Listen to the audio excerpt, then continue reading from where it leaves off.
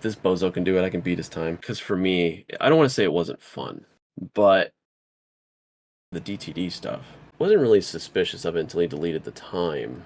He told me the reason he deleted it, and this is the funniest thing, but the reason he deleted it is because he noticed. What's up, BluntBunny? Welcome to the podcast. Thanks for coming on.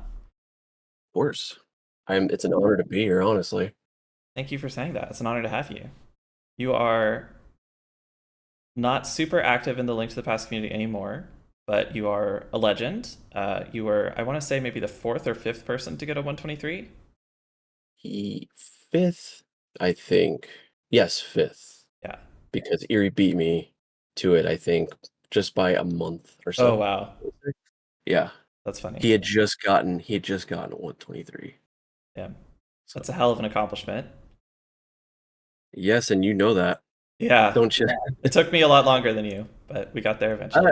I don't think so. I think how long have you played? Seriously, since about 2019. No, since, yeah, 2019. That's not really bad, man. I mean, I've played, I think for, I guess maybe I was playing around the amount of the same time. I would say like five. That was probably my fifth or sixth year playing when I Okay. got it. So I guess about the same. Yeah. Anyway, so you have moved on to other things. You still stream. You stream before I wake up usually, so I don't get to hang out much. But yeah, you want to tell people kind of what you're up to, what your deal is? Well, I guess maybe you haven't seen, but I have been playing NMG again. Ooh. I'm trying to PB, but I'm not in the mindset of I have to PB, I guess, like I was before. Um, that and I play a lot of NES stuff now. Yeah. Um, that has been a lot of fun. I've spent the last 2 years or so really just playing through NES games and joining the Big 20 races. There's actually one coming up within the month, I think. So, um, yeah, I mean, after I got a 123, I started like just doing whatever, and being away from the game has been nice, um, because I think I don't know what it is about like being back. I've realized how stressful it is to play Link to the Yeah. Past. I don't know why, but it's like the stress is insane. Like from the moment I'm mashing the text, literally in the first cutscene, it's just like the timer's running, and I don't know what it is, but it's just that anxiety of the game. I guess because it's such a fragile run, right? Anything Mm. happens, it's over, especially if you're playing at 124 or 123 level. So, That's interesting. You're saying Link to the Past is very stressful, but you don't feel that with other games. Do you have any particular thoughts on why? Is it like you mentioned that it's because you're good at Link to the Past, right? And the run can evaporate in a second. Have you reached a similar level with any of your other speed games? um, I guess Mickey Mousecapade might be one. Um, but the run's so short, it's just like there's not a lot riding on the run when it Mm. dies. I mean, it's an like a 7.5 minute run Right. as compared to the 90 minutes that Link to the Past is. Um, I played DKC3, I want to say at a high level. That is also stressful, but it's like I don't know. It's a little bit less RNG. Well, it is less RNG, but there's a frame perfect trick 30 minutes in, much Oof. like Aghanim, where there's RNG about 30 minutes in. So it is similar in a lot of ways, but it's like if you get the frame perfect trick first try, then you're on the run essentially. Right. How long So is the run? Like, what's left after that? it's about 15 minutes.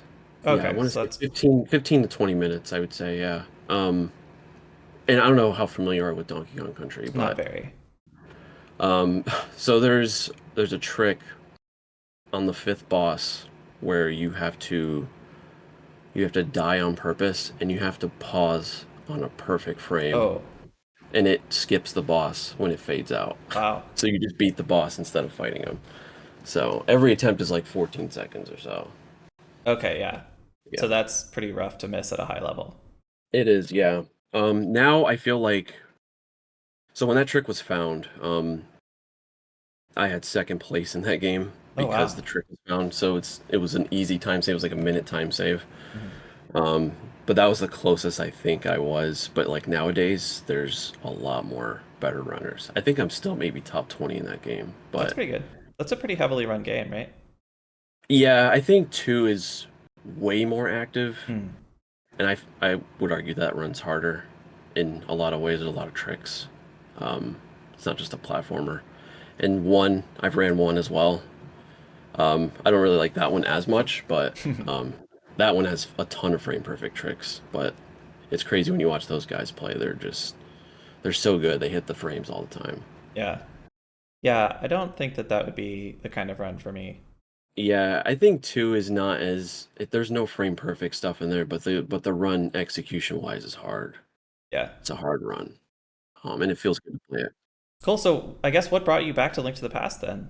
So in June, it marks 10 years of speedrunning for me. Wow. Um, which is crazy. Because I wasn't sure if I would ever be, if I would ever stick to this hobby. I think in 2000, so in 2014, I got into the game not thinking I was ever going to be good because you watch people play it and it looks like an easy game on the exterior. But then you play it and realize the movement's pretty insane. Yeah. But I did feel like I progressed, I don't want to say quickly, but I was committed to being good at some point because I was getting when you get a lot of PBs, you definitely feel more enthusiastic about improving, I Yeah, you think. get some momentum.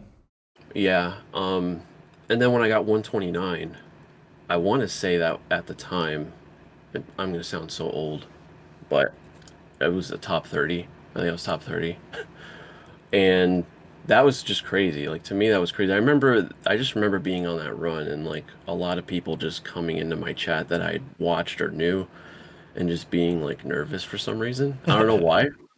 I don't know why, but I just remember being nervous because like people like Andy were there, X Release, which you know is Josh. Yeah. Just people there that I had watched like GDQ runs of and just like, holy shit, these people are here. It's nuts. Yeah. Yeah, it's cool when that happens. One of the first Yeah. things that I streamed was actually like a bootleg restream of the GDQ race that you were in. I just Well, like watched really? that on my stream to like 1 or 2 viewers. Yeah. Oh, wow. That's cool. What'd you think about that race? Oh god, it was a long time ago. I mean, it was cool to watch. I think it was part of a relay, right? Oh, was it the 2021? Is that the one I'm thinking of? It would have been 2020. Yeah. Oh, the 20. Okay, yeah, that was the relay. Yeah, Yeah. okay. Yeah. I felt pretty good about that race, but I don't know if you've ever playing on a big stage is weird, man. Yeah, I Like bet. No, I have not. it's like it's a professional setup. I'm here in my like office with my TRT TV, the volume. You know what I mean? And then I'm like there it's like you have the bright light like flashing like Mm, in your face. You're like sweating. You have like I don't know, like you have like professional headphones on. And what's really weird about professional headphones, because I don't know if you wear them when you play Link to the Past, but when you do, for me, I can't spin speed. I don't really? know why. I That's can't. weird. I can't. Like you'll see if you ever go back and watch it, like you'll see the first spin speed. I'm like, I miss it like I think twice, three Huh. times. Cause and it's weird. I think it's because I can't hear my thumb flick the button. You know what I mean? That's weird. That is So interesting because I think of it as one motion. I don't feel like I have any audio wh- feedback, but like every once in a while I play with no sound because I'm listening to music or whatever, and I mess up just random stuff that I had no idea I was using audio cues for. So, right, right, yeah, you don't think about it, and that really, it's just like you said, it's emotion, so it shouldn't be like something you miss, like just yeah. because you can't hear it. So, but yeah, that was a cool race, even though it was like I was the last one playing, but I didn't care about that, man. Like, it was just an honor to be there again. I didn't think I'd ever get 2 opportunities to play that game. That was a good way to send it off. It was like that was also right after I got 123. Oh wow, that's It was cool. literally, I think, yeah, because I got it on January 2nd, and when was the AGDQ 2020? It was like the Oh week yeah, after. must have been a week or So two I was after. playing so I was playing the game to prepare for that relay, and then I got 123, and I was like, that was the last run I did for like a long time after that. So like the GDQ run. So that was a good way to just send it off and be like, I'm done. I don't have to play Yeah, that's for an a awesome while. capstone. Yeah, yeah, for But then you sure. came back. Yeah, so I came back for the 10-year anniversary, with no expectations in mind. I just wanted to see if it's one of those things where it's like, do I still have it? Like, can I still like play the game? I feel like I can. Like, I've been getting this is probably the longest break I've taken ever since I've ran the game. So it was 2021. I did some hundo, but that was literally the last time I played. So it Hmm. was like almost 4 years, or not 4 years, 3 years I didn't play. So you don't forget anything, man. Like you just remember how to Yeah, play, but you forget the feel of like a lot of like the movement sometimes, or maybe some of the tricks. Um, but yeah, it's been good playing it again. I think I still want a PB. I've had a couple runs that were actually on PB pace already. Um, that's sick. How long have but you been at it? I think it's just since June. Okay. But it's been a lot. Like it's a lot. For the thing that I always forget is this game requires so much more focus than anything I've been running in the last few years. I don't know why, Yeah. but it's like the only thing I rely on here is the muscle memory. That if I didn't play it for so long, I probably would be like getting, I don't know, like it's just hard to be consistent, you know? I think you Yeah. know that. And I feel like when I used to watch you like go for the 123, it was insane. I felt like every run you were consistent, like you were always within seconds of your gold, I feel like, or seconds within your segment PB or whatever it was. Yeah. I mean, you kind of got to be in that shape to push really good times, I think. Yeah, and I feel like I'm not there yet. Like I'm getting like good sections where I'm playing really good, but then if you have one really Yeah. bad segment, like you get blocked twice on Internal Rock, it's over. It's like plus 20, it's over. Yeah. Went back from that. So, I think I'm getting there. I know Big 20's coming up, so I might do that and then try again after Big 20. But yeah, I'm still actively trying. At least I'm doing one run a day. That's Yeah. it. That'll do it. That's all I've ever been able to manage because of what you were just saying. Like, it takes so much focus, and I'm so exhausted after finishing a run. Yeah, I don't know how anyone like. I feel like Awase, that guy just cranks them out, man. He's gone crazy the last month or so, man. Yeah, and well, it shows how strong the console switch was too. Yeah. It was like when Eddie did it. When he finally switched the console, it was like an adjustment period that was weird, and then suddenly he's just cranking out PBs left and right. Yeah. It's cool to see him play too because he's very good, especially in early game and stuff. Like I wish I'm not even that good at early game. Yeah, me Like neither. I've been playing it forever and I still can't. But he reset. He's pretty much a little bit more reset heavy, but I think he's he's very less good. so now, but he used to be a very Yeah, reset heavy player. yeah. He almost has as many attempts as I do in this game. Wow. He's at 2,500. I'm like at 2,600 maybe or That's a 27. lot. I think I'm But at that's like a real count. 1100. Yeah, yeah. And I don't know what your finish. What do It's you know how about many one you finished? third.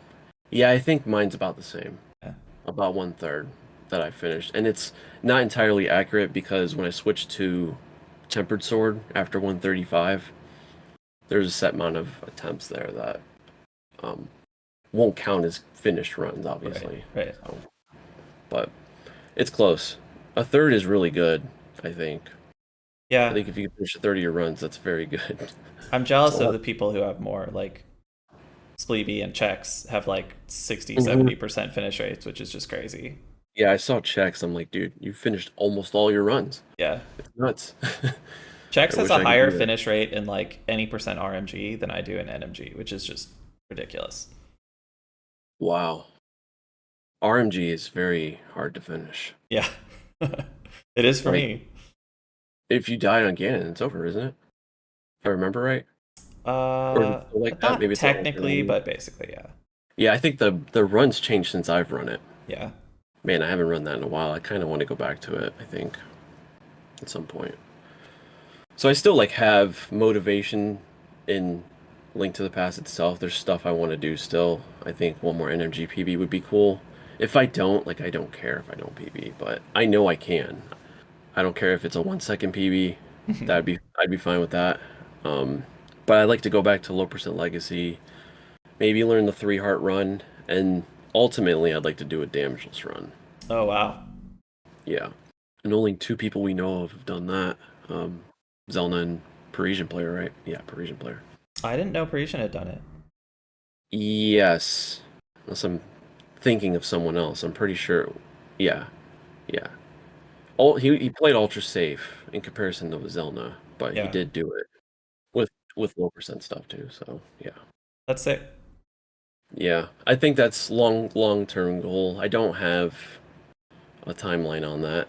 Maybe I'll never get to it, but I'm pretty sure at some point I will. I like the game so much, even though I trash it when I'm on stream, but I do like the game, and I've even when I wasn't playing, I was actively watching. Like I watched you go for Yeah, 123. Like yeah. I'm actively there. I usually don't interact, but I'm always there watching the new people and just seeing them go like Bitey, watching him go for 124.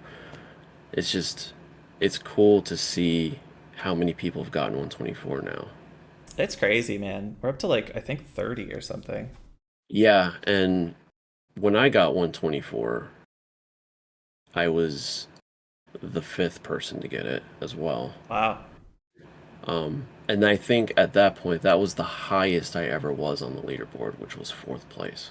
Yeah, that's pretty sick. Yeah, it's cool to think that, to see that. Like I think when I got 124, I don't know if 123 had happened yet. I don't think it. Oh yeah, it did. Yeah, it did. We can Zelna probably had figure this out. 123. Yeah, I think Zelna had 123, but no one else did. Like WQ didn't have it yet. Um, and then who was in front of me? Jaden. Jaden was in front of me. Oh no, So, dude. Your PB history is so tragic. You go from a 125.01 with 0 blue balls to a 125.00 with 3. oh yeah, I do have the PB history here. I guess I Yeah. could. You got it in 2017, April 420. 2017. Oh, you were blazing it actually. I was blazing it. Zelda's first That was the first 123 day to get it. is like 2 years before that. Sorry. His 123? Yeah. Okay, yeah. Damn. He has it in July of 2015. He was just so far ahead of everybody. Yeah, I just forget that he was just He's crazy, man. yeah.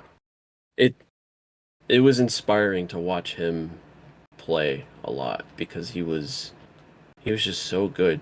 Has he ever do you know how you want to know how I know he got that good? One, he played Marble Blast.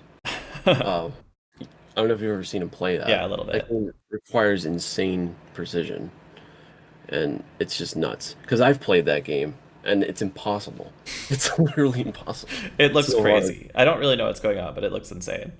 Yeah, I mean, it's simple. It's just you're marbling until you get to the goal, Yeah, but like the movement's so it's just so precise, and you have to have certain spin in your marble to hit certain bounces. It's so crazy. But he said when I think when he was in school, he was practicing while he was away at school, like he was staying in a dorm or something, and he would literally just practice the whole week. And then on the weekend, he would do like an 8 hour session of runs mm, yeah, of no resets. It's just nuts. Yeah, I mean, it paid off for him for because sure. I don't have that kind of endurance. no, I don't think I do either. Especially now, like I don't know how I was doing it back when I started. Like when I started, I was doing 8 hour sessions, Wow. but you got to think like when you're not very good, you're not like using all your focus. Sure. So I think when you get better, you're like you do one run, you're like, fuck, I feel like I just ran a mile. Yeah. Like I don't know, like it's just it's to me it's too much, and it's like even when I was going for 123, it was like I only would reset if I died Yeah. or if I really like or if I got like a ton of blue balls, like if I got over 7 or something and I had time to attempt another because I was always streaming in the morning at that point and I had to make sure I made it to work on time. So if I had time, I would reset and just like finish the last run. Right. But nowadays, I start and I just try to do one run and just complete it. I try. Doesn't always happen, but mostly I finish the Yeah. run. That's mostly how I approached it too. I always felt, well, after a certain point, my approach was sort of that like trying to make this run be the PB is not good for me. It's not fun. It's not productive. It mostly just makes me get frustrated. So just Hmm. like you get 7 blue balls, it doesn't matter. Every run is just Dark World practice. Like eventually one of them will be the run. Yeah, That was I've kind of how I tried. looked at it.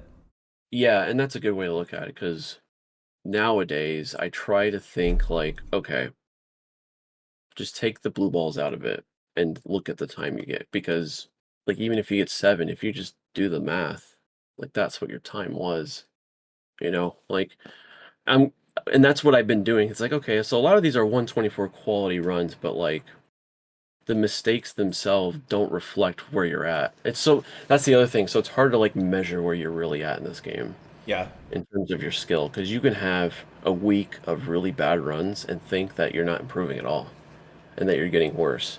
And then the next week you're on pace like 3 or 4 times in a row. Like, you know Yeah. what I mean? It's weird.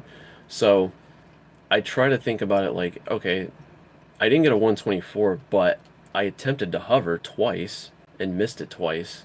And I got a 125. But it Yeah. would have been a 124 maybe if I just didn't try to hover. So I try to think about the mistakes not being a reflection of the time loss. Does that make sense? Yeah. I mean, I think that there's a risk there of slipping into cope, but if you're like Maybe. doing it responsibly, like if you're like self-consciously like going for hovering and missing it and just being like, well, I'll get better at hovering, so that's not really important to my Right, overall right, skill right. level. Like I think that's a good way to look at it. Yeah. Yeah, I'm thinking of it. I think of it as like it's the mistake. It's just one mistake. It's not I died twice or something like that, or got I don't know. You know what I mean? Like the mistakes in this game just vary. Like you get blocked on Death Mountain. That's Yeah. 10 seconds. Does that reflect anything? Maybe if you didn't react correctly, but sometimes you just get screwed, man. Yeah. There's nothing you can do. Yeah. Like, And a lot of the time I'll feel better about like, I died to chomps because I messed up and read the RNG wrong. That sucks for your time, but mhm. like that can feel a lot better than like, oh, I lost 6 seconds in swamp because I made 11 distinct mistakes, Yes, you know? yes. And sometimes that feels worse. Yeah. When you think about it, because you're like every room you're getting hit by an enemy or something, Yeah. and then it's like, man, this is terrible, but you're not losing that much. But then in Chomps, like you said, you died at Chomps because you barely misread the RNG. You were Right. trying to anticipate, and you just made the wrong mistake. But in reality, it's just one mistake instead of several. Yeah. So I try to think about it like that now, and I think just running other games have also taught me that. My mindset's definitely better now than it was 5 years ago. I'd say it was probably a little unhealthy. Going for 123. I did no mic, by the way. I was doing no mic Yeah. too. I believe in your 123 PB. This is part of your legacy. You turn on the mic at the end and scream, "Fuck this game!" Yeah, yeah, yeah. That was a lot of pain leaving. I think like what was really shitty about it is I at that time I'd moved into this house with my now wife. Um and it was after the tournament, which I guess I'll talk about that in a sec if you want to talk about that. So it was like 2009, yeah, 2019. So I was like finally settled into my house. I'm like, all right, now I'm going for 123. This is the time to do it. The first week, I PB'd by 3 seconds. Like I went from 124.15 to to 12, Nice. and I had failed hammer jump in that PB. Wow. So I was pissed because I'm like, this could have just been it, man. Yeah. That could have just been it. So I was like, all right, this grind shouldn't last long. I just need to do that again and not screw up. But it ended up taking all the way through the rest of the year. And I took breaks. I don't think I didn't do it straight. Like I didn't do the whole year of grinding, but Yeah. like I would go for a bit and then stop when I would get frustrated, but then go back and I just kept going back to it. And that last month, like in December, I think Erie got his 123. I got to figure out what date that was. Erie got his 123, and that was the motivation for me to just like, okay, I can definitely do this. I need to just do it. Not because Erie did it, but like it motivated me because it was like an inspiration that he was able to get his 123, which Looks like that was was in November of 2019. okay. Yeah, I knew it was. Wait, 2018? 2019. 2019. Okay, yeah, I was gonna say because I remember it being close. Right. to when I got it. And that like I think at maybe at that point I can't remember if I was active. I think I took a break again because I knew I was going to spend December doing it. And I think when he got it, it motivated me to like really practice and play again. So I don't know if he knows this, but like, yeah, I don't know if I ever told him this, but yeah, that he motivated me to really like push harder. He got that. That's cool. I think he listens, so he'll probably hear that. Yeah, he's.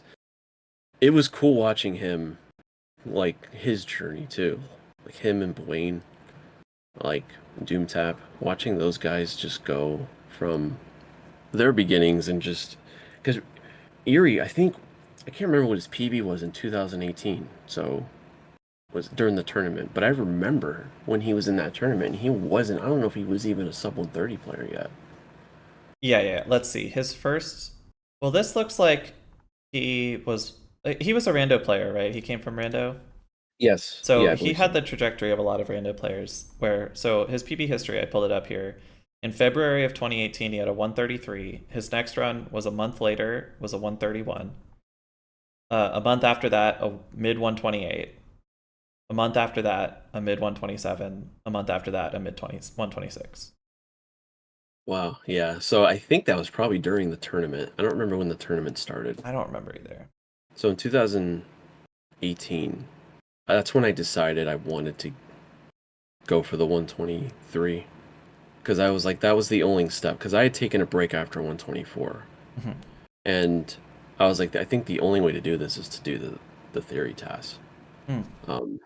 because Jaden's was good but it just needed to be updated because we had like mine's outdated now but I just felt like this was a good way for me to deep dive into every room and understand stuff a lot more because I didn't really know where to go from just other than just playing the game. I don't know if that makes sense, but like, I feel like it's like, how do I save the extra minute from this Right. point? Like, what do I gotta do? Do I just gotta keep playing? Which is, yeah, maybe you do just need to keep playing, but I just figured like if I could understand every room, that would help. Yeah. So, Josh really helped with like a lot of the stuff and just giving me a lot of insight. By the way, he's like a knowledge ball. Like Yeah. he just knows everything. Like it's crazy. Him and Mike the viewer and Pinkus were all like giving me input and like doing room times and trying to get really good room times for me to like somewhat match or get close to in the theory tasks. So I spent 2 months doing that. So I started in 2018. So it was right after AGDQ that year. I came back and I just spent 2 months straight working on this. Yeah. It just took a lot of time, just and some screens even took all my time. I was spending like 10 plus hours on the weekend doing it. Like it was just nuts. Because it takes a long time to put something like that together, and then edit it and do all that fun stuff. So I felt like after that, I was like, okay, I feel much better about going for 123 now. And then the tournament was coming up. So I had to get back in shape, but I don't know if you know this, but like when you play the game for theory task stuff, like when you're playing that hard and going hard in every room, it really screws up your gameplay for a Oh bit. God. Yeah.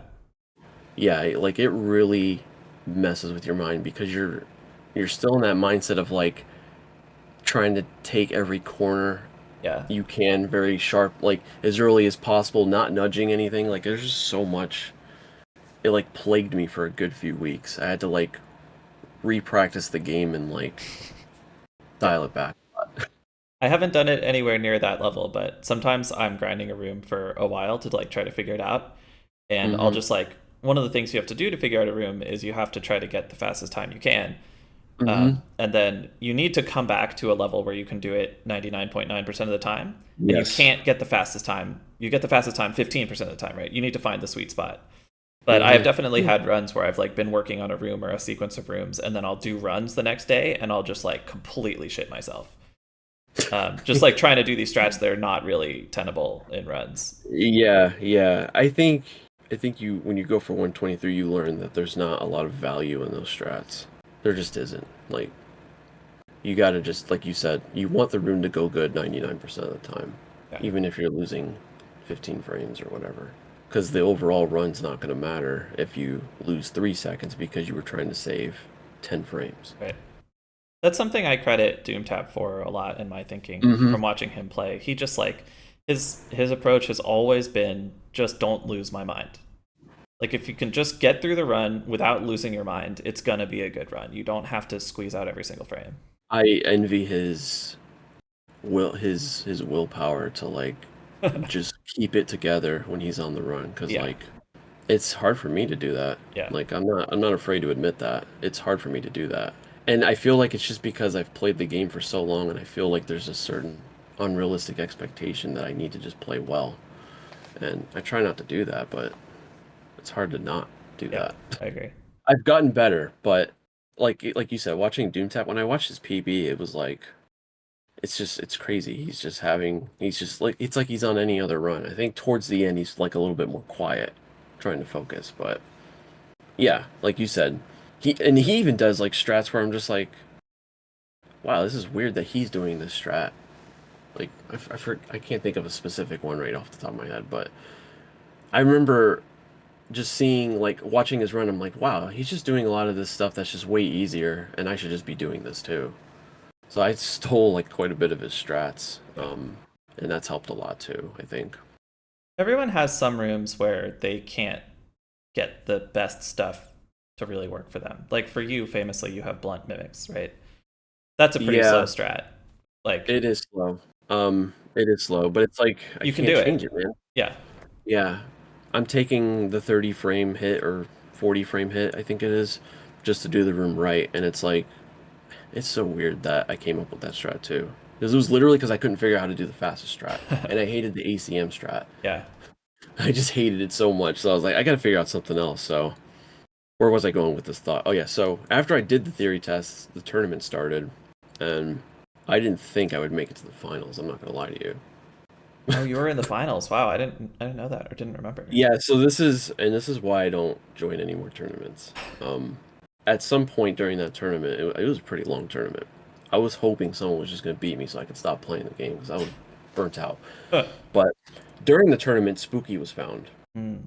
which is what helped me go from 124.45, I think it was, to 15. Like I had a massive PB Yeah. after it was found. And I got that PB right before a race I had to do, so I was like all exhausted. But the tournament was just so long, and then I just kept winning every game. But I was playing so safe against a lot of people, like just to guarantee the win. And then I got to Josh, which I don't know if you knew he was in the finals. No, I did not know that that was the finals. Oh my God, yeah. Wow. I thought about rewatching it someday, but That would be cool. the finals were best of three, of course, so we had to play 3 games. The first match I lost against Josh because was just, I don't know, I couldn't keep it together that run. But then I decided to just not look at the speed gaming chat and just close everything and just leave only the race channel like off to the side on a monitor that I couldn't see. So if Josh finished, I wouldn't know. Yeah. So the next two I did win, and I think that by far is the most nervous I ever was playing this game Wow. ever. Was going against Josh because me and him we were very close at that time. Like we were very close in skill level. Like he definitely could have won for sure. Granted, my PB was still ahead of his, but it didn't matter because like he was cranking out good times. Yeah. But I think one of those matches, or maybe all of them, were on front page of Twitch too. That's crazy. Back when speedrunners got on front page of Twitch. Yeah, it was on. Yeah, I was shitting myself, man. Like, I can't like even when I did the runs at GDQ, I was nervous for those, but like tournament finals, like all that was it was too much for me, man. Yeah. And I just hated that feeling. I don't know, I hated it. So it's like that's kind of the reason why I've never joined League. I just don't like that feeling anymore. Granted, League's a lot more. It's a lot less intense. Yeah, it's a lot less intense, and it's so short too. It's like you're not playing very many matches. Yeah. I don't want to say I would never do it, but um, I also just I feel like I don't have time, and I feel like I don't want to make people get up at ass o'clock in the morning to race me. So there's that too. Um, but yeah, that was another cool achievement. I thought it was cool to win. Yeah, But I that's mean, awesome. you got to think Zelna didn't join that tournament. I think WQ was in it, but I forgot what happened. I think something happened and he got eliminated or he didn't show up for a race. I don't remember. Hmm. But obviously, um, not having those guys in it like made it a little easier for me. Eddie, I forgot where Eddie was at that time too. I think he was still 124 player. Eddie doesn't really seem like a racer. He's not, but he got really far in the tournament. Actually, it was Oh, he supposed was to in it. be. Okay.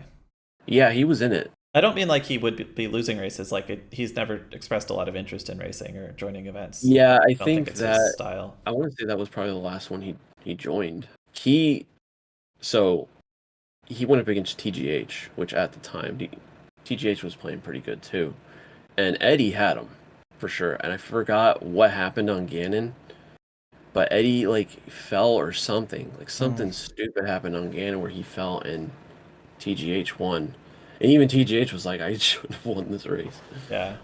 because Eddie was playing good, and it was supposed to be me and him in the next race, so I ended up going against TGH. But I went up against. If I would have won against Eddie, I could have probably lost, and he probably went up against Josh instead of me. This is crazy. Like just how close that could have been. Like yeah, yeah, that was probably the other cool accomplishment. Like winning the tournament. That's why I like never joined one after. It's like I won, so I'm good. I don't. Yeah, go out on top. Yeah, I don't want to. I used to join a lot of tournaments, DKC tournaments and stuff, and I'd been in previous NMG tournaments as well. There was one in 2016, I think, and maybe even one before that. That wasn't on speed gaming. Like that one was more low key, like just a small community thing. I was watching. I wasn't really playing the game yet, although I had learned the run and done some randos. But I did watch sporadically the 2018 tournament. I don't think I know anything about the 2016 one. I think that Yeah, was that before I one was engaged at all. I lost to Pincus Fair. towards the end. God, I still wish he played. He was so good, man. I loved watching him play too. Yeah. He was like, Jaden. Jaden was such an incredible player. Um, just his movement. It's like his Link moved faster. It was so weird. Like he was so good at pumping. And I don't know. He was just good. Pincus reminded me a lot of how Jaden used to play because he did a lot of practice, lots and lots of practice. And then when he would do runs, they would fall apart a lot. But then when he'd get a good run together, I mean, look at his PB now. He has a Moldorm fall, right? Does he still have that Yeah, his PB? PB has a Moldorm Fall and no Spooky, and it's a 12409. Yeah, like Crazy run. dude, like it's crazy because like that you see how good he is. It's like if he just didn't make that mistake, he would have 3x, Yeah, 4x, something like that. He was ahead of his time for sure. for sure. It was cool watching him go too, like go through like starting the game and I remember people were like, "Man, like this guy thinks he's just gonna be able to just put a run together on the first try." I remember people would think about the way he was practicing, like, but as soon as he started doing runs, he got good quick. Like he got 126 really quick. I just remember yeah, missed that guy. Yeah. He was cool. He Yeah, was I never cool. really. He was pretty fully disinvested by the time I started hanging out, really. Yeah. I don't really know what happened. I don't know if he just sometimes life catches up with you and you just got other stuff going on. Um, but yeah. I don't know if you know this about, the runner Requiem of Spirit. Yes. So his path to his NMG journey involved doing like one run that was like a 133 or something like that, and then not doing runs and just going room by room through the whole game with FMG for like a year before doing runs again. And Oh then he wow. knocked out a 126 in like a few days. Kind of Wow. like the extreme version of that Pincus thing you were just saying. Yeah. Yeah. I don't remember how long Pincus practiced for before he did runs, but it was a long time. But that also was different back then too. You gotta think there was no practice hack. Yeah, well, he made the practice hack, so Yeah, yeah, he did. Well, Yeah. I think back then we had the rupee counter practice hack, That was which was ACM, just I think Josh was telling me. yeah, yeah. That was yeah, you got to think about that too. It's like back then it was just not easy to practice, and then there was also not a lot of people who were good at timing stuff. A lot of it was just taken by word. Like one thing that was always a myth was actually it wasn't really a myth, but you know when you do the Eastern Overworld screen and you can boom the Armos or you can slash or poke the Armos. Yeah. The reason why people would use the boom was because it was thought that there would be a lot of lag from the Armos being on the screen when you're moving diagonal. That was what we were Oh. told. Um, but very recently, Can made a live updating lag counter, and I tested it, and it's like 2 frames of lag that you get from that. But it's not as big as you think it is. Like, you know what I mean? It's like, oh, you don't do that because there's just a ton of lag. It's like you take that, you just take it. We were taking everything like that by just word of mouth. Yeah. So a lot of stuff wasn't timed. And I feel like the culture of like, or this last generation of runners are better about timing stuff and just figuring it out and just timing stuff for themselves on top of that. Because just because it's faster for one person doesn't mean it's faster for another runner, True. which also adds a lot of uniqueness to Link to the Past, I think. We I have a noticed lot you do better that tools too. than you did. Yeah, and I think I see you do that. So you have like a GitHub um, Yeah. of just like or notes and stuff like that. There's a lot of value in that too. I think that's like when you see stuff like that, I feel like that's what carried you to 123. Like you just know. It helps. Yeah. Yeah, you don't think it does, but it does. Like you know, you're just mentally always keeping track of stuff, and it's good to reference that stuff later. Like I was just referencing my 2018 notes from the God's Place, and it's like, oh shit, because I couldn't figure out how to do. I forgot what room it was. There was some room I couldn't remember. It was the mummy room, I think. It's the mummy statue room. It's like I kept getting hit in that room. I kept getting this shitty mummy Oh pattern. yeah. Yeah. And I was like, oh right, I do this movement instead. When I read it, I'm like, I felt stupid. It's like, man, I should just be referencing this more. Because I'm thinking like I'm not thinking like that, but it's like when you take good notes like that and you go back and read them, you're like, oh yeah, I remember this. Okay, this is so. Stuff like that is so there's a lot of value in it, I think. And for other people too that are learning and just want to they don't understand a room and they see how you do it and I think I try to sort of pay it forward. I like creating resources, and hopefully some of those help people. yeah. I think a lot of people don't really like going to resources and just like asking people or experimenting instead. But there's some people out there like me who will actually go look up the resources and get something out of them. Yeah, typically if I can't find it I will ask. Um or if I feel like the information I have is outdated or possibly outdated, then I ask because I know that like people like you or DoomTap like have more recent knowledge than I do. I mean, there's even stuff that like even when I'm just watching like some of the leak runs, sometimes I'm like, oh, I didn't realize the room's done like this now, or people are doing this now. Like you don't catch all that stuff. No matter how much you comb through runs, you're never gonna catch everything. Yeah, too much stuff. There's always Yeah, new things to see. yeah. Can't think of anything else for the tournament stuff at least, but that was probably the coolest year for me just because I did the theory tasks and I won the tournament. They weren't related, or maybe they were. I don't know. But I don't think they were related. But it was cool. Yeah, that's a big year. Yeah, and that again, I didn't. I think at the time, like I wasn't like I still felt like I was far off from 123, but Spooky made it a lot easier. So I think like ultimately my goal would be to get a 123 that is not counting the Spooky Oh, like a time period. 47 or whatever. I think it's like Yeah, I 12 think it'd be seconds, 11 or 40. 12 seconds. Yeah, yeah, 47 or 46 or something like that. So that would be the ideal goal at some point, just because I guess that was my time. Like most of my career, it sounds so weird using that word. Most of my career of running the Right. game wasn't Spooky wasn't around. So I know like a lot of runners nowadays, they're just like that's just always been the thing. So It feels like a little cheap in some ways. Like it's not, but I understand what you mean. yeah, yeah, it's not. I mean, a time's a time, Yeah, right? I mean, it really shouldn't matter. I have a 123 yeah. regardless. And the There's thing not. is, like, spooky is like a big specific thing, but like it's not any different qualitatively to save 11 seconds with spooky than it is to like get more runs past Moldorm because someone comes up with a better technique for fighting Moldorm. Hmm. You know, like the Yeah. advance of knowledge is part of everything in the game. Yes. Yeah. Yeah. People play so much differently now. It's cool to see the mindset shift over the years too. Like, I'm telling you, people used to go balls out every strat. You would just be like, what the Yeah. why are we doing this? Like, you'd think you needed it. If you were a 127 player, you think you needed to do, like, Brahmin Block Blast or something stupid, you know?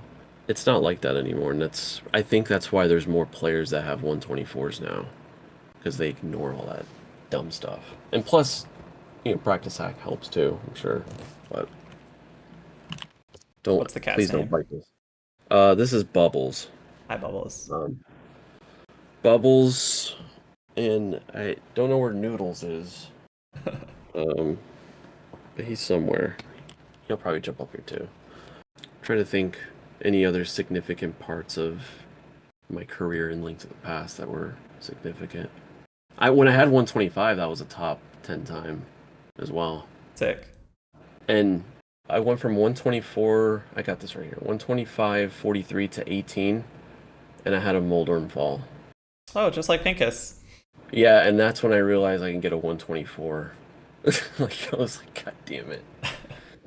It was one of those things where, like, I felt like it was such a weird time period because I was like, man, I felt like I wasn't getting better. And then I pull out this huge PB. I came back from like plus 20 seconds or whatever, 18 seconds, and get a PB. It's like two back-to-back golds from Meyer and like Turtle Rock. Yeah.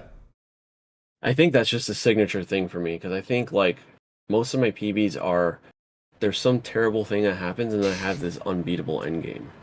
Yeah, I know your current PB has, I think, the worst ice time of any first 123 runner Yeah, by like it's a bad. like 10 seconds, I think. But then you just Mhm. like totally pop off in TR and GT and clean up. Yeah, I think the only Meyer's probably the only time save I have after ice. Yeah. Because I think I lost 3 seconds there from missing Meyer too. But I only just recently got within 1 second of that swamp. Wow.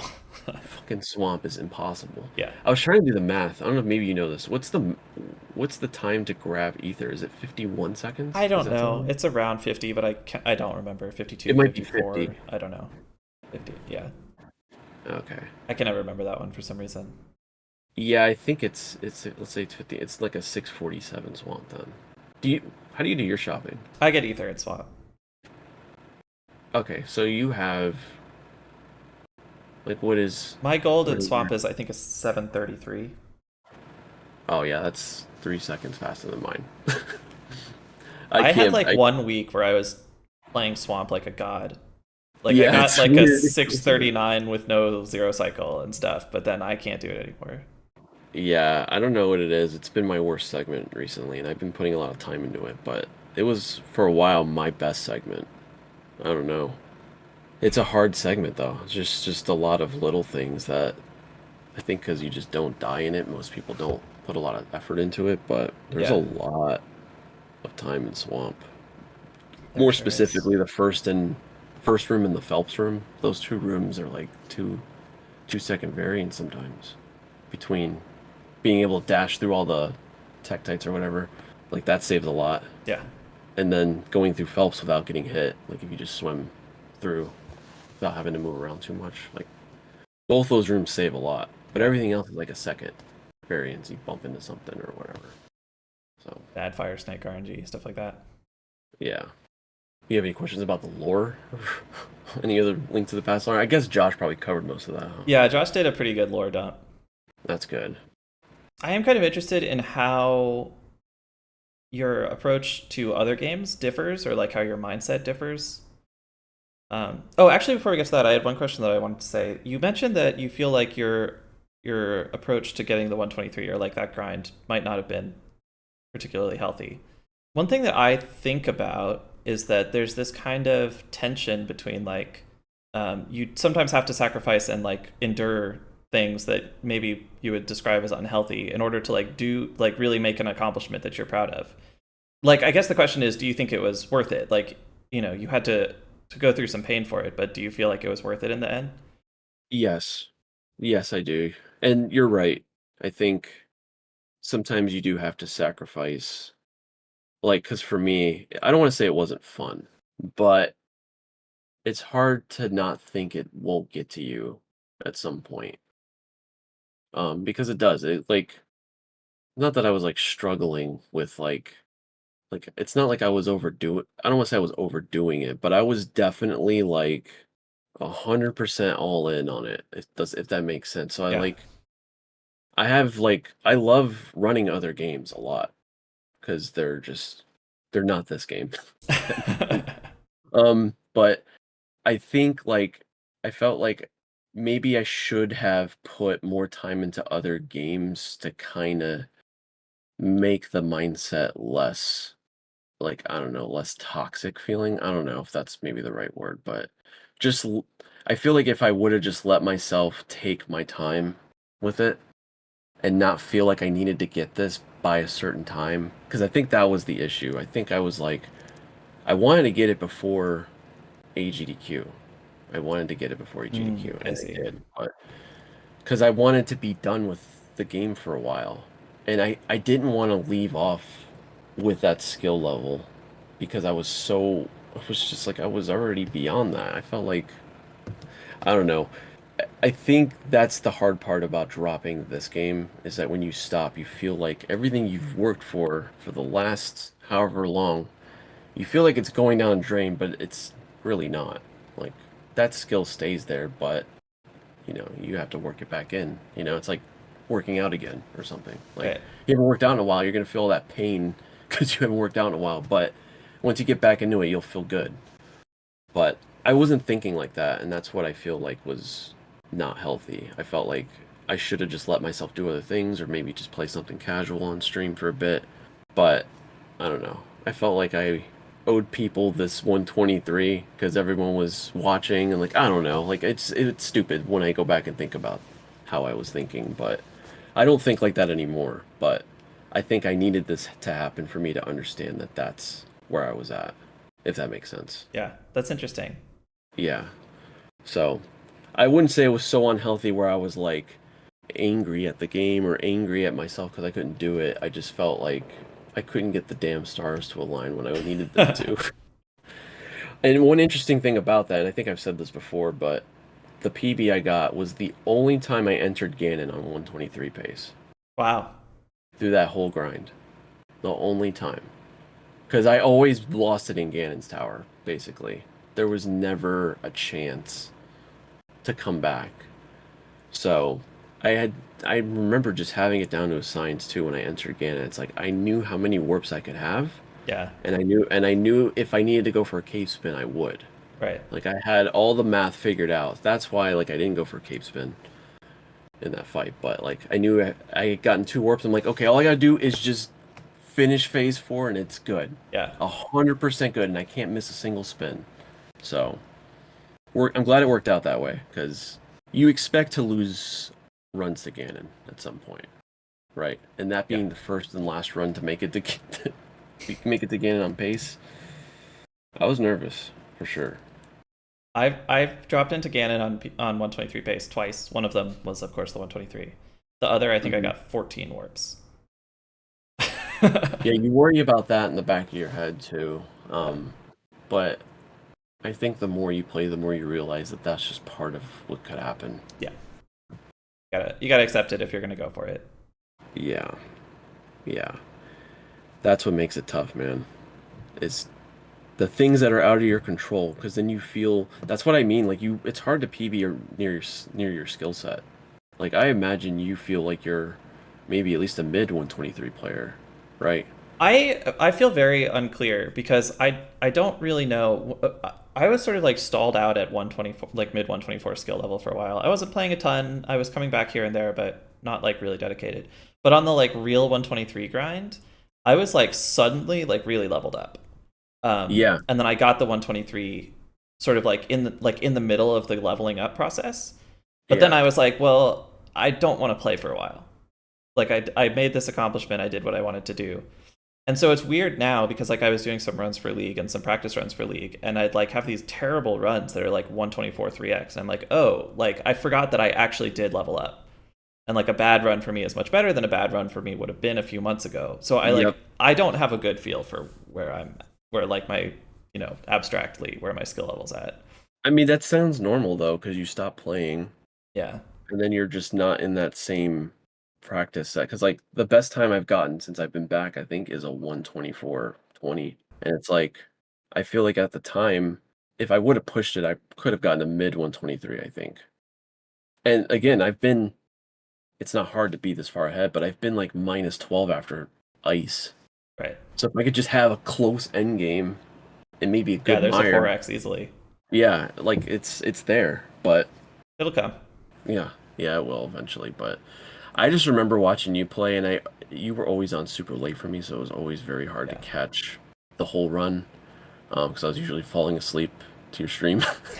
um, but I remember just like every run, you were always so close to your PB, and it's like that's how it was for me when I got close to 123. It was like all the runs, I wasn't losing a lot of time. It was always just blue balls or just one stupid mistake somewhere that inflated the time. But like you were always in just playing so consistently, and it's hard to get to that point. So I know you probably put in a lot of work for that. Yeah.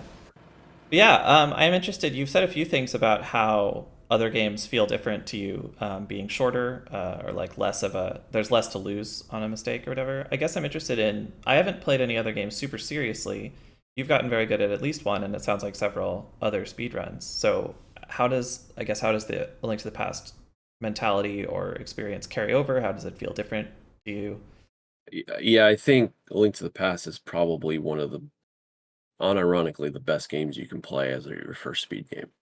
And then if you get to a high level, it really helps, I think, with other games. Because when you go into another game, there's a lot of things you don't really think about, like consistency. Like that applies to so many other games. Like when you're just going for consistent strats. Like I found myself always trying to find something that was a little easier to do as opposed to like what everyone else is doing. Does that make sense? Yeah, So it may not be a faster strat, but if I'm getting it every time, then I'm solving the issue there. And then finishing runs is another thing that Link to the Past really teaches you. It's like, all right, I'm going to finish this horrible run, like, because some games have a worse penalty for dying than Link to the Past does. You know, it could lose a lot more. Like, I'm trying to think of like a specific example, but like DKC, the DKC games, you just die, you just go back into the level and you pick up where you left off. It's not really a big deal. I'm trying to think of like other games, but like going into those games, I feel like taught me to just not worry about the finer details and going for the fastest strats. So I think that knowledge applies to a lot of things.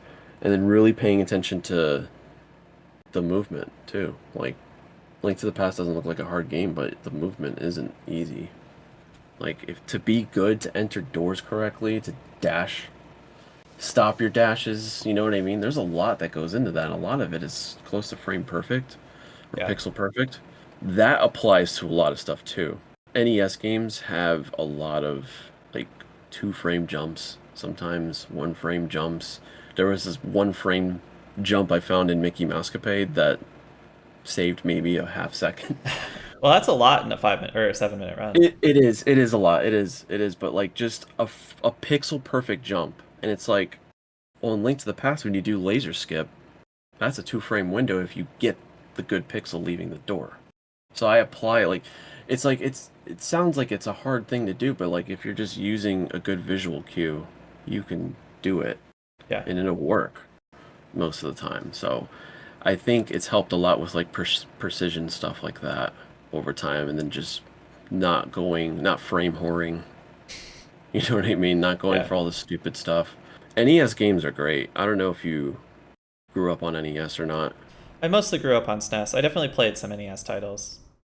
Yeah, there's a lot of really good short NES games. And that is also very nice to do too, is when you're learning a shorter game, there's less.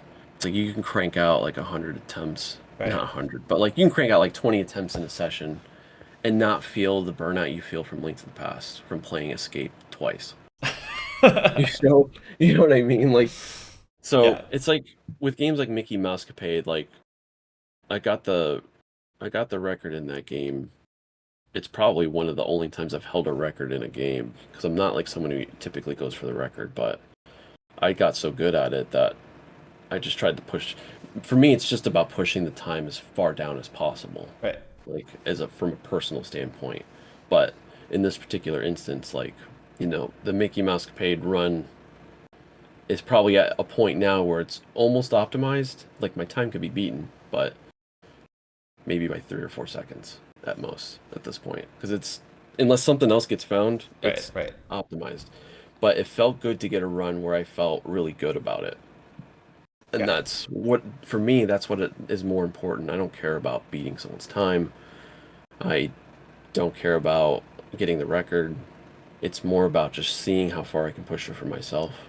Because that's the self motivation, I think for most people, it's probably competition. I'm sure there's people out there who they just want to cut me in X game, and that's fine. I don't think there's anything wrong with that. I think you could take it either way. You could either take it as a compliment that like your time is good enough that someone wants to beat it, or they think you're shitty and they just like I could beat that guy. He's a bozo. If this bozo can do it, I can beat his time. It just depends how you take it. You don't really know what people are thinking, but I don't think about it like that. I just think about trying to push it for myself. Like how good can I do in Yeah. this game? Like Glover. I don't know if you've ever played Glover. No, I haven't. I remember the commercials for it from when I was a kid for some reason. They really stuck with me, but I never played it. It's a cool speed run. It has a little bit of everything. It has glitches. It has insane movement.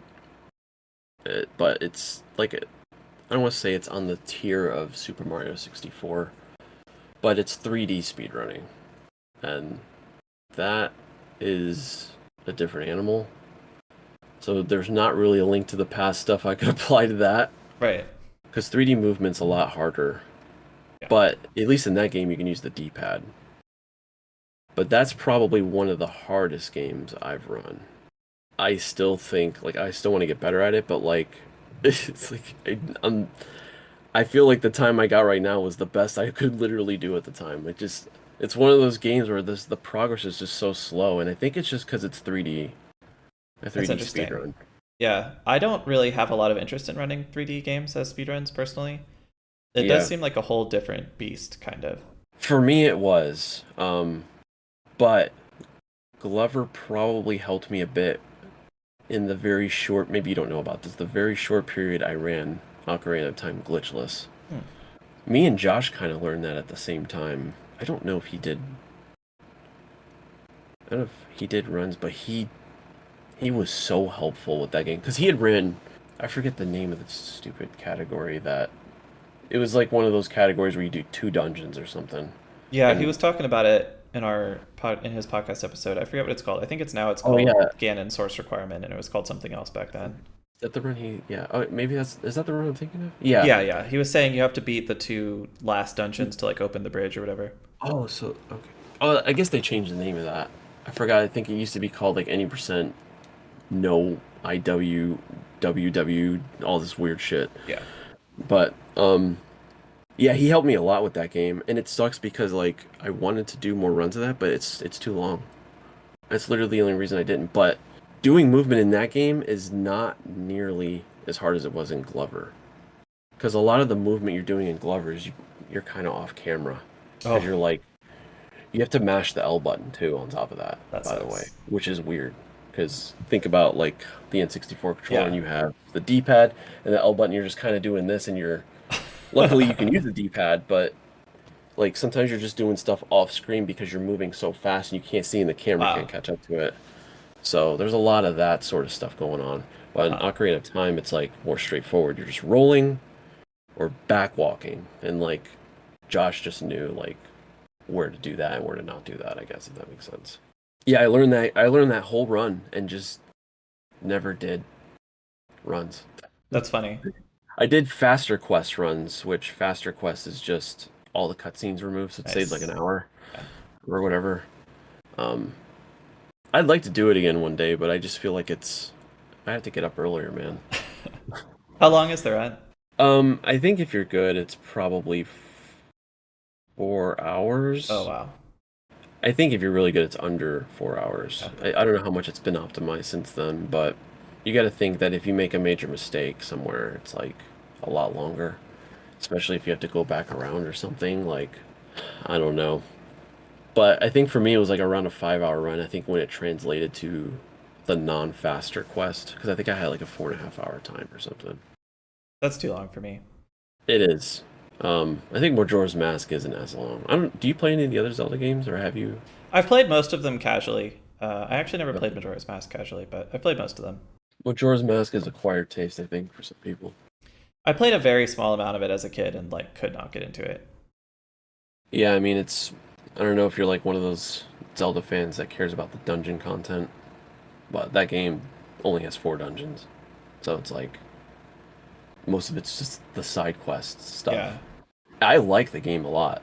I don't know why. I just think the time mechanic makes it weird for some people. I think as a kid it was just too weird and confusing for me. I don't know what I would feel about it today. I find it very difficult Yeah. to play. I actually haven't tried in a while, but last time I tried to play Oot, partly this is my fault because I was trying it on Switch Virtual Console, which I've heard is pretty bad. But it's just like I don't think N64 games really hold up. They look bad, they control badly, the camera's bad. Like I It I that's not for me. Yeah, it's tough. Actually, last year I played the Mystical Ninja starring Goemon for N64. Hell yeah. Have you played that? I think so. Google it. That so I didn't realize this, but I hadn't played an N64 a new N64 game. I say new to me in probably over 10, maybe 15 years. Like I hadn't played one. Yeah. And I went back and played that and I love that game. That game is awesome. And I watched a lot of speedruns of it. Claude runs the game and the the speedrun's so cool, but like I wanted to play the game because it has a lot of like it kind of reminds you of Ocarina of Time in some ways.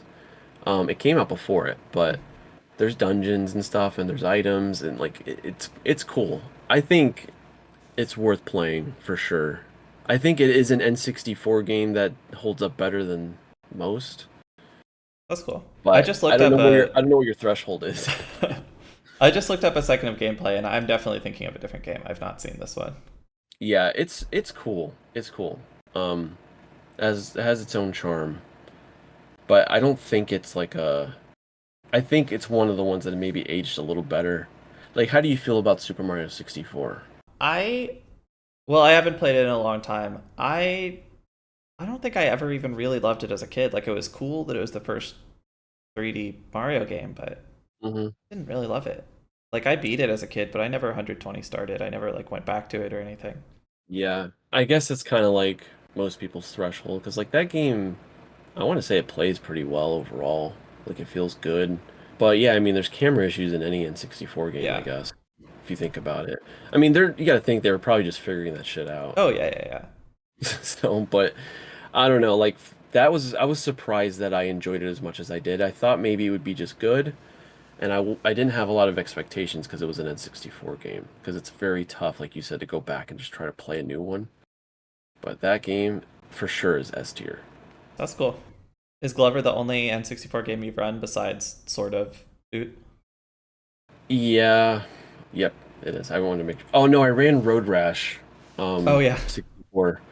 I did scooter mode because Joe D'Amelio and Colin were running it for a while. I took the record briefly in that, and then Joe, I think, got it back 2 days later. Um, that's a cool game. It's just a funny game. Like the physics are hilarious. I don't know if you've seen the physics in that game, He but has the clean sweep. Yeah, he has the clean sweep in that game. yeah, he does. He's put a lot of time into it, and he's found some insane tech in it too. He is 25 minutes ahead of everyone in the big game category. Yep, yep. They found yeah, he found some stuff with that too.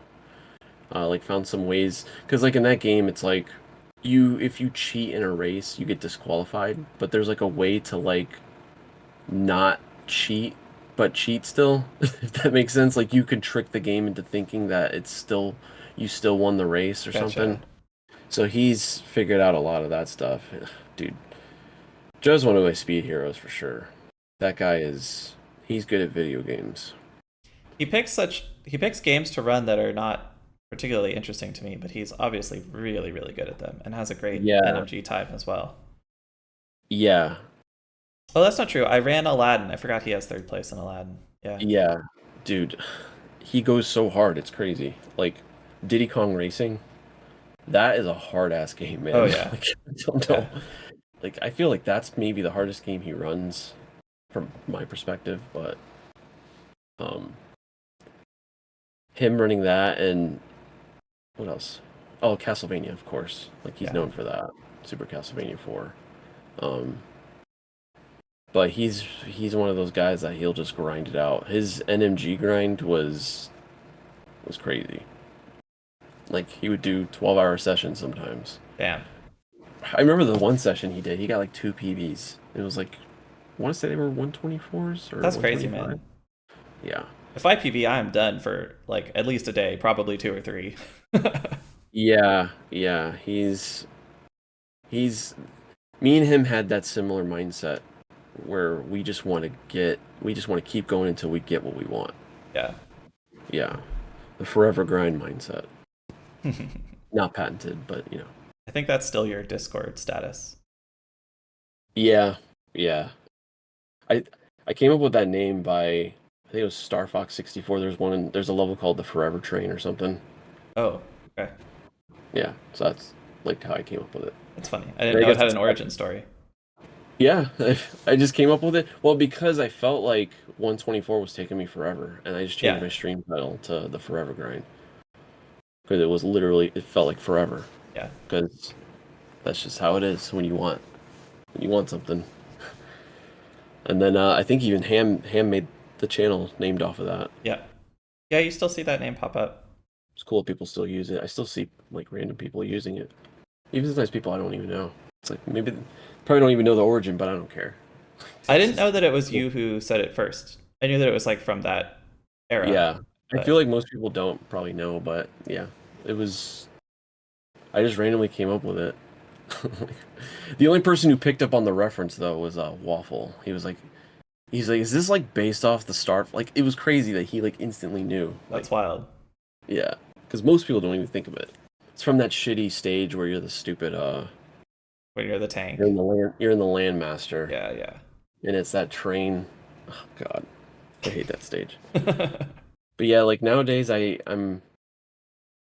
dialed it back a lot with like just strictly only doing speedrun stuff. I, spend the last hour of my stream typically doing NES games or playing NES Like games. casually. Yeah, Big 20. I don't know if I guess I can talk about that. Do you know what that is? It's like people pick 20 NES titles and then do the back to back to back speed runs of them for like some big marathon event, right? Yeah, I got into it last year. So like one of my friends, his name is DG's. He was joining those, and I was like, man, I really want to get into this and just do it. Like, but I just couldn't like. It's one of those things where it's just like, yeah, I want to do this, but literally just never do it. I was like, you know what? I just felt like I hadn't played enough NES games. So I was like, well, let me just take a list of all the big 20 games and let me just see if I can start playing through them or whatever. So I compiled the list and started playing through them casually, and I joined the first one in 2023. So they have two a year. They have one Oh, where, yeah, so they have one where the staff picks the entire library, and it's typically games that haven't been in a Big 20, so they're typically new games or they're like low key games. And then the second one's usually viewer influenced or runner influenced. So like they would just let people vote on the games. It'd be like all 20 of the games get voted on. So you get a bunch of games like you get like both the Zelda games in it, like two Mario games, two Mega Man games, like but this time around we just voted and only 10 there's only 10 that were voted for, and I think the hmm. 10 are going to be picked by the staff. So, depending on the list, depending on the time frame, I might join it. Um, That's cool. but I started playing through NES games. I think I'm through 95 of them now out of the 260 that have been in the Big 20. Oh, I was gonna say, I thought there were like 500 NES games, but you meant only in There's the Big no, 20. yeah, there's well, most people do those challenges, right? The TMR challenge. Yeah.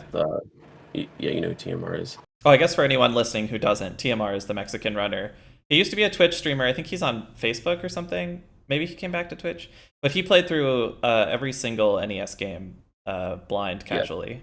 Yep. Yep. And I actually have his Google Doc, and I'm always like looking at it to see how long it takes him to beat some of these games. But the Big 20 list is only 280 games or 279 games. Okay. Um, and some of them are Famicom or like homebrew. So like it's some games that he hasn't played. But I just wanted to do something a little different. And it's like I'm not really hardcore about some of them. Like most games, I'm trying not to use spoilers or use like cheats or anything like that. But there's exceptions to that rule, like Silver Surfer, for example. That game has way too much mashing that I had to use the infinite Hmm. continue code. There was no way I was going to play through that game 100 billion times. Either I was either going to use turbo or something. It's just crazy. It's literally just all mashing, and it's like it's a shoot 'em up game. So if Oh you yeah, that die, sucks. you lose all your power ups, and you're like shooting with this shitty pellet. So like, but most games, like I try not to do that. But I'm not using the TMR rule set where he like literally went hard on every game. Like some goals are just too insane. It's been cool because I've played a lot of really cool NES games that I never thought I'd like. I think it's been a pretty cool thing that I decided to take on, and it's like it's good for like running games like Link to the Past that are longer where I don't have time to do a second run. So sometimes I just don't have, if I the run dies and it's like an hour for me from stopping, then I have something to do Yeah, in that time period. So yeah, it's that cool. helps. Do you have like a strict stream schedule? You like try to go from X time to X time every day? Yeah, so I have to get up early in the morning anyway. Well, actually, so maybe the origins of the reason why I get up so early in the morning. I used to get up early because my wife used to work at 6 in the morning. She used to work for the county. Hmm. So I was always up just kind of helping her with stuff. And then I was like, well, I don't have to be to work for another few hours, so I might as well just do runs of Link to the Past. Like, not that that's always the best idea, but now that my wife doesn't work anymore, we have chickens, so I have to let my chickens out in the morning. So I'm up early anyway, and it just works out better for me because I feel like most of my energy is early in the day, and I feel like when I'm off of work, man, like I'm too mentally depleted to be getting into anything. And granted, I could probably just not get up early and let my chickens out, I guess, but like I don't know, like I don't want to do that because then they're gonna be pissed off. But What you should do is just not work so hard. Just slack off a true, little. true, yeah. I mean, I have an office job, but it's mentally draining to be just focused on so many things throughout the day that like when I get home, I'm not ready to like get into a speed run, man. Yeah, Like, no, I feel that. eh, plus, spending time with my wife, I guess, at the end of the day too, Sounds there's value nice. in that, of course. Yeah. So, usually we just try to either hang out and do stuff, even if we're not like hanging out together, but we're still like hanging out and doing stuff or like watching TV or whatever. So, being on that sort of schedule is helpful. Night is just when I was doing night stuff, I was really being degenerate for sure. Like, but I was streaming about the same amount of time when I was doing a run, so it's like, I don't know. It's generally the same amount of time I was streaming before with Link to the Past. I couldn't do more than 4 hours of streaming. So I'm usually up at 6, and I try to start around between 6 and 6:30. Sometimes it's later if I can't get out of bed, but yeah, that's yep. It's a weird time to stream because West Coast boys you guys Yeah, will never catch a stream. yeah, that's 3 Make a.m. for sure. me. Yeah. And it sucks because I miss a lot of West Coast streams now. Like you were starting when you would stream, you were starting like as I was going to bed. Like I don't know what time you were starting your time. It varies, but usually between like 6 and 7, my time is when I start, which is like 9 to 10 for you. Okay. Okay, yeah. Yeah, so that's probably why I was catching like the start of your stream and then like dozing off to it. Yeah. But it always looked like you were in the red anyway, so it didn't matter. So, well, sometimes like when I'm watching a hype run, I won't fall asleep because I want to see it. Yeah. I want to see you finish it, but I feel like I have the old man schedule now. But realistically, it's just reverse degen hours. It's just I'm getting up early. I'm still up the same amount of time as I was when I was streaming at night. So, Yeah. I actually kind of like I was always a night owl for a long time. I get up at like Mhm. 8 a.m. Well, my alarm goes off at 8:20 and I'm almost always up before that. And I like it better. Like I like that schedule better than like, 11 to 2 a.m. or whatever. Yeah, yeah, because I don't know. I try not to sound like a boomer when I say this, but it's just like there's something about being up early in the morning where you feel like you're getting the most out of your day. Yeah, it feels better. I don't really think it's like objectively true, but for me at least it does feel better. Yeah, yeah, I mean, I feel better about it now, but I'm used to it. And it's just like I don't feel like changing it now. It's like when you make a big change like that, and it's like viewership's never been super important to me. Like as a streamer, just like streaming video games. That's it. But changing to night would be like most of the people who watch me now regularly won't be on that schedule Right. because it's a lot of European people that are like up in the afternoon, and then the early birds. There are some people that are mountain time that watch me. They're getting up that early at like 4 in the morning. Yeah. So, Whew. which I find weird. It's crazy, but I mean, some people are just up that early. Yeah.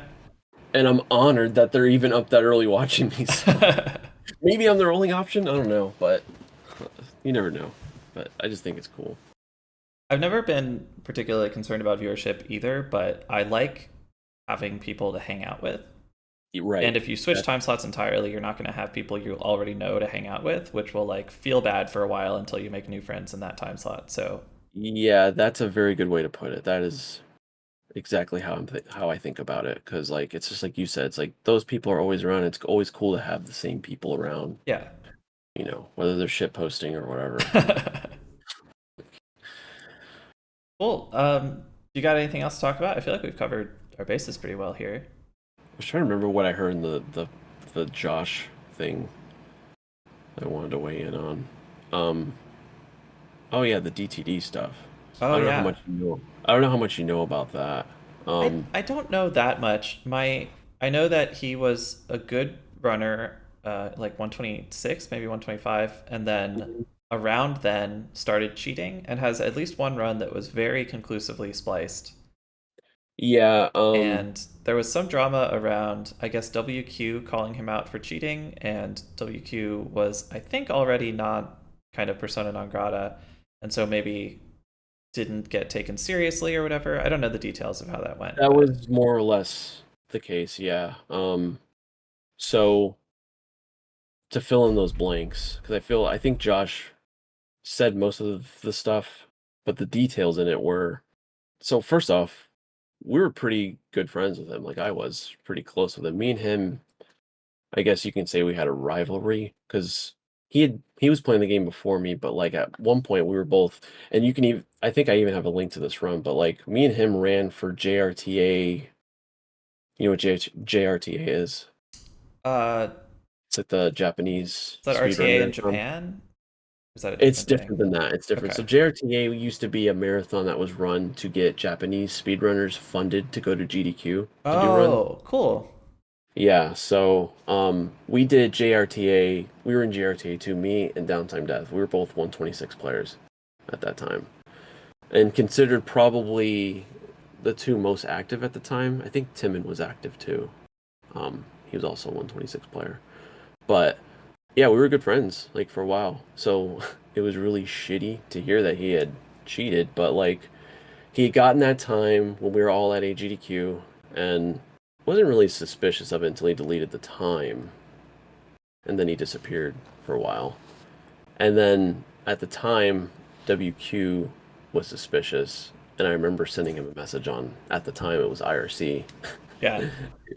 And I remember we worked through stuff like because I would, was one like the thing is that there was nothing conclusive at that time and he Right. wanted to come forward and call him out, which I'd suggested against. And I was like, I don't think we should. We should wait Like, it's not hurting anything by waiting.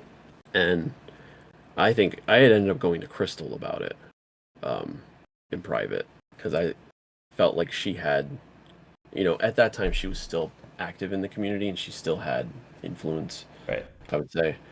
And I figured of her of all people would probably know if it was cheated. Not that we knew anything back then about what we know now, but Right. um, But she was very knowledgeable. she was very knowledgeable. I was like, what do you like? So she called him out too, on top of WQ. And then of course, yeah, nobody believed WQ, and it was kind of a tough time because I felt like a lot of us were his friend, but a lot of the people gave him the benefit of the doubt. But there was just something in me that didn't sit right about it. Like I didn't 100% believe it, and I couldn't say why. It was intuition. Like I didn't want to, but the reason it was discovered he cheated. Well, I'll tell you two. There's two things. So, I remained in contact with him after all of this happened. Oh, Like interesting. like years later, like he still pops into my stream every once in a while, like under a different name. And I know it's him, but Hmm. he told me why he removed it. But I'll tell you how it was discovered. So so I forgot what happened, but this was around the time we discovered the bats Yeah. were incorrect, like that there can be influence if you screwed up Armos, or if you even died to Ganon, they would spawn in a slightly different place, or if you loaded from power on or maybe reset. I can't remember if that arc variable changes or not, but I was like, oh, interesting. I wonder if I can use this to look at DTD's run. So I looked at it in private and saw that the bats were off, Oh, and interesting. and I was like, see, this is why WQ should have waited. I think a lot of people think that WQ discovered how he cheated, but no, he was suspicious and he had every right to be. But it was actually me who put the two and two together because I went through, because when I forgot if Scudge made the video before or after, or if there was discussion about it in the IRC about the bats thing. I can't remember what Hmm. order that happened in, but Yeah. when I obtained that knowledge, I went through like 20 runs on the leaderboard to see, and his was the only one that had the one that was slightly off. But he told me the reason he deleted it, and this is the funniest thing, but the reason he deleted it is because he noticed Link wasn't blinking when he fell down to Ganon. Oh, wait. Does Link normally blink when the duck drops you off? Oh, Yes, that's funny. it I didn't does. even know that. Yeah. I'm usually looking So at chat or my splits at that when I'm holding nobody down. caught that though. It was crazy. Nobody That's caught funny. that. It was so funny because I'd asked him, I was like, so why'd you even remove it? Like, because I had a mad, everybody thinks like, when you take a rundown, you obviously found something that you forgot about or just noticed. But like, according to him, and this is just his words, so take it with a grain of salt. But according to him, the run was real up until Ganon, and he died to Ganon. He walked into him, and he said that's why he spliced that run.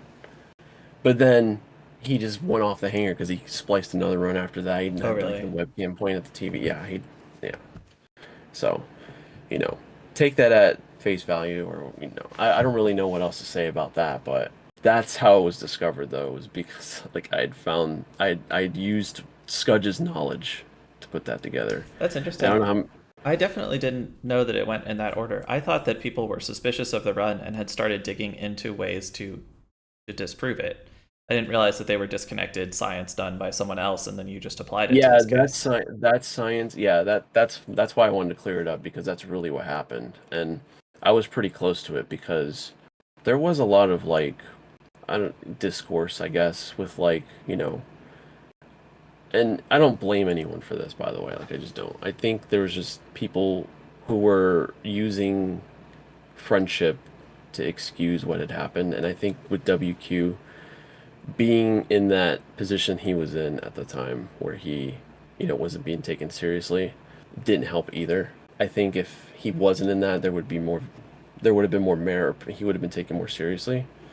But he knew. I think he just knew because, like, at the time I think he had a mid 124. So I knew, like, him of all, like, he would know.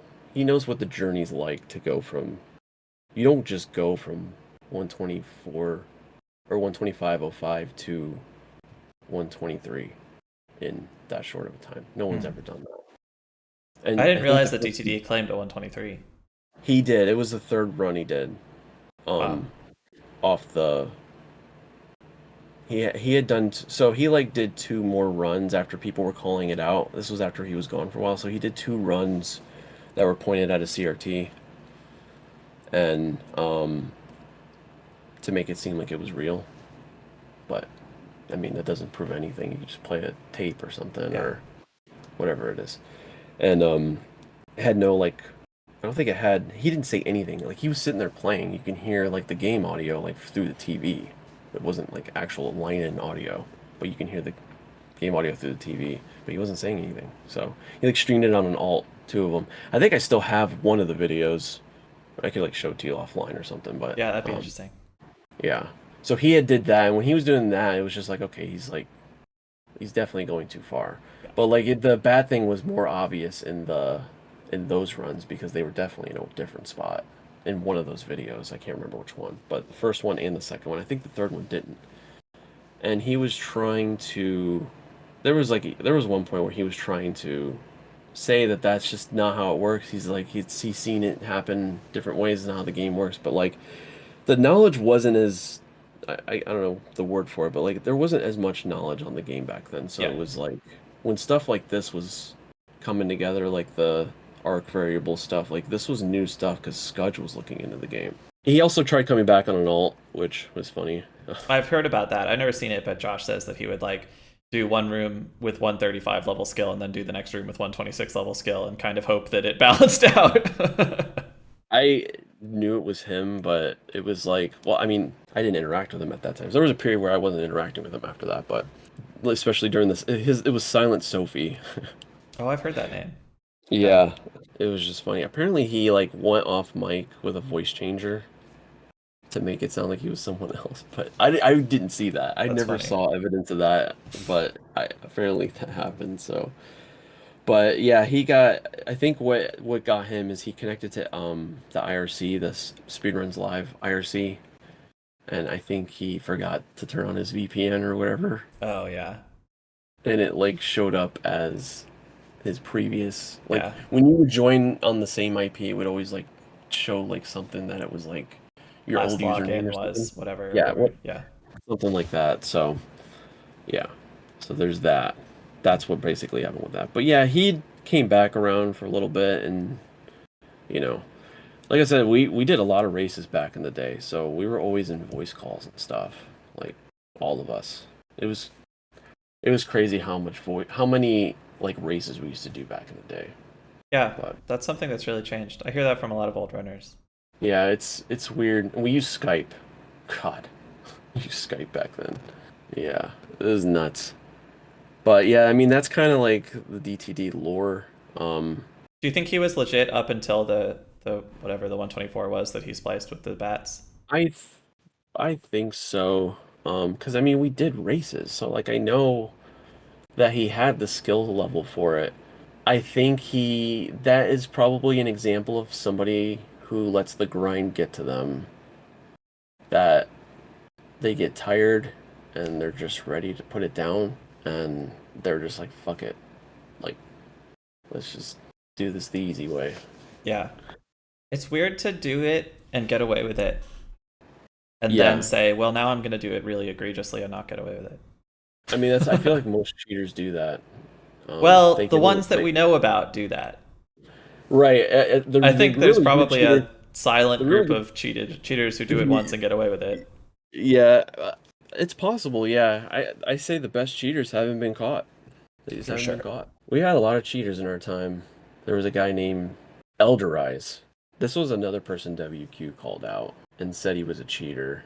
And I want to say he came forward with that information before the thing happened during one of the SRL races. So in one of the SRL races, he got like a 128. He went from like 130 to 128, which isn't a big deal. Might have been a big deal back then, right? It was, I mean, it was a bit more of a big deal back then. It was crazy to see a big jump like that, but Nowadays, that's like fairly normal, but we have yeah, so much more knowledge and tech these days. yeah, I want to say he farmed my SRL points that race because this was during the weekly. He like played a movie back on his Yeah. emulator, and at the end it said movie end. So I can't Uh-huh. remember. I I can't remember. I want to say WQ called him out, and then we discovered that, or I can't remember, or it was he called him out before. But either way, he was suspicious of it, and he was absolutely right about that. And then we had this guy named Imperators, which I wish I had that fucking run. Is that the guy who did the played Zelna's Hundo PB basically? No, that's God. I have that guy's. I forgot that guy's name. I have to look it up, but I that guy was funny. The guy who was drinking coffee during Lambo. Yeah, that guy's hilarious. No, this guy, I don't remember. I think he used to be around the community, but he wasn't someone who played. But then out of nowhere, he was streaming, and it looked weird. It was like he had like a cam, and it was like it didn't. It was pointed at a Super Nintendo, but it was like faded. I think it had like a filter over it. It was weird, so Hmm. you couldn't clearly see it. But the Super Nintendo was off clearly. Like there was no red light on it. And then the aspect ratio was like 9:8. It was some weird fucking aspect ratio. But he was streaming a live run and I posted in the IRC. I'm like, this guy is streaming a run. His PB says he has a 123, which at the time, by the way, no one had a 123. This is pre 123 era. So everyone's going in there watching it, and he's just doing a run, but it's not a 123 pace run. It's just like he's behind, like he's just behind or whatever. I remember I wish, I think I have the IRC log still, but I just remember Zelda saying something like, this guy's not even pumping. What the fuck? Like, this guy's moving so weird. Like, it was weird. I just remember it being a weird run, but I didn't know a lot back then. But the thing, he like loaded the save state at the end when he went to go reset or something, and it loaded the oops. You see like the .oops file loaded, Yeah, and then he like immediately cut stream and deleted the VOD. I think that's Jaded funny. might still have that VOD somewhere. The dot oops is just the SNES 9X. If you whenever you reset the console, SNES 9X saves a dot oops save state in case you accidentally fat fingered the reset button. Oh, is that what that is? Yeah. Oh, I didn't know that. Yeah, that's not That's like a interesting. weird thing at all. Yeah. You see that all the time in Rando because people have to console reset for some things I in Rando and yeah, I just just does didn't it know what automatically. the oops file extension was. But yeah, he like went to go reset or something and it didn't line up with him pressing the button on the camera or something. Like I don't know what happened, but Yeah. he like immediately deleted the VOD, but someone did download some of it. And I think we went back and watched it, like group watched it because it was funny. I wish I had that video still. It was so hilarious. That other guy wasn't even trying. His name was Envy Inside, I think was his name. Oh, The okay. guy Yeah, that sounds who familiar. played Zelda's run. But that was just some bozo who was downloading like runs with no commentary and just like playing them in the background as a speed run. But he was just a shitter. Like he was just doing that a lot. It's I a think weird his thing to thing, do. it's so weird. It's like, what are you even trying to accomplish with that? It's so strange. I don't know. I don't think there's any other cheaters that I can think of off the top of my head. I feel like it's died down a lot. The effort to get a cheat through is high enough now that I think it dissuades people. Yeah, I think when Pincus discovered like Link's movement, like animation or something, like having to being consistent through doors or something. Oh yeah, your subpixels don't reset through doors. I know that. Yeah, yeah, so I think like there's ways to know just based on that, but that's also very like, you'd have to really be looking for that. It's kind of like the Mario 64 eyes thing. Yeah, Like it's you don't even think about that, but it's crazy that that's how they caught a lot of cheaters who have just been they're just chilling there. No one's discovered it yet. So yeah. it's like it's nuts. I suspect that there are a fair amount of runs that are cheated right below thresholds. Like I bet there's a lot of 129s that are spliced that are on the leaderboards because I believe it's it. not that hard to get a splice past. There's 1,000 places in the run you could do a splice. We're not going to like Hmm. watch the audio waveforms closely for all of them. I bet people have gotten them past us. I doubt Oh that yeah. there's anyone in the top 20 or 30 with a spliced run, just because those get so much more scrutiny. You have to like there's nobody really with a 124 that doesn't do a lot of runs on Twitch, and everybody knows they have the knowledge, and we've seen them do runs and be on pace and lose paces and all this stuff that like really builds trust. So I bet there's people out there. I bet there's spliced runs on the boards. Yeah, the ones that are just weird to me are the people who are brave enough to use webcam. Oh yeah, I remember I don't know if Josh talked about this, Akira Gamer. I've heard the name, but no. This run is actually still on YouTube somewhere. But it doesn't have the fucking webcam, which is what makes it so funny. But there was a guy named Akira Gamer who did a full run with the N64 controller webcam and got world record at 100%. Of A Link to the Past? Um, yes, With an N64 controller? yes. Okay. Was GG. but the thing that was really funny about that run is the credits were rain credits. Oh, wow. Just spliced them from an 8% run. Like, really, man? Like you could have just went to the credits. Like who like it's Yeah. just so weird to me. That run's still on YouTube, but it doesn't have the credits and it doesn't have the webcam. But it's That's too still bad. like if you type in Akira Gamer and you type in links to the past 100%, that run's still up. It's not on the leaderboard, but it still Right, right. exists out there. The So video is out there. Yeah. yeah, I think that's all the notable cheaters that I can think of. Um, it's just they're all the same. They just don't stream a lot of runs, typically. DTD was different because he did stream a lot of runs, but then he didn't Right. stream runs. So it was one of those things where I think he had the skill set and he just, if what he said was true, he gave up because of that run, or he got tired of grinding because he would have been the next, I want to say the fourth 124. Wow. Wait, fourth 124. Yeah. And Yeah. that's probably counting Crystal. No, I didn't. Yeah, if you don't count Crystal, I would say fourth. Oh, If not, it would okay, be okay. fifth. Because at the time it was Zelna, WQ, Jaden, and Crystal who had 124. So at the time it Okay. would have been fifth, actually, if you Right. count her runs. Which, by the way, her runs, I don't know how to feel about those. I just don't. Me neither. I've been doing all this archaeology into Link to the Past world record history. I really want to watch through them. I'm trying to reach out to people who have old world records and see if they would be okay with me doing that. But I one of the things I want to have do is dig into crystals I because have her VODs, I think.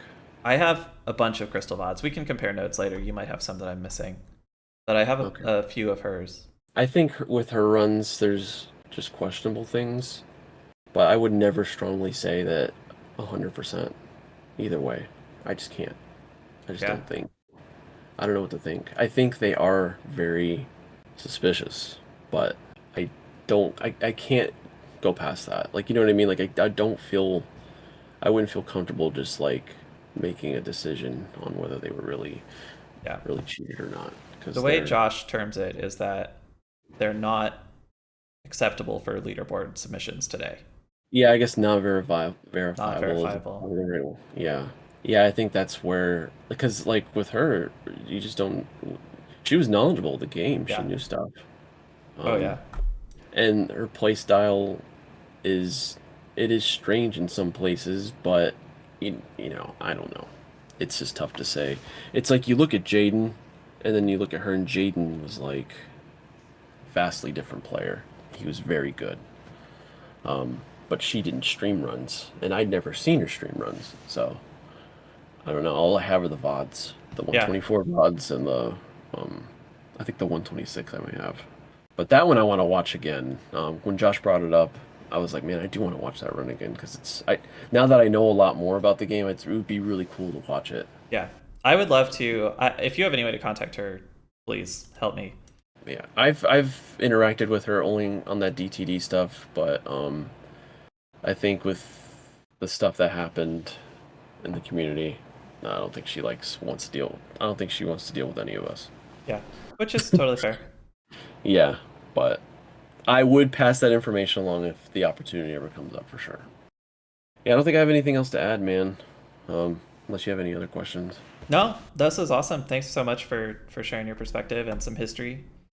Really appreciate you coming on. Hope you have a good rest of Yeah, your day.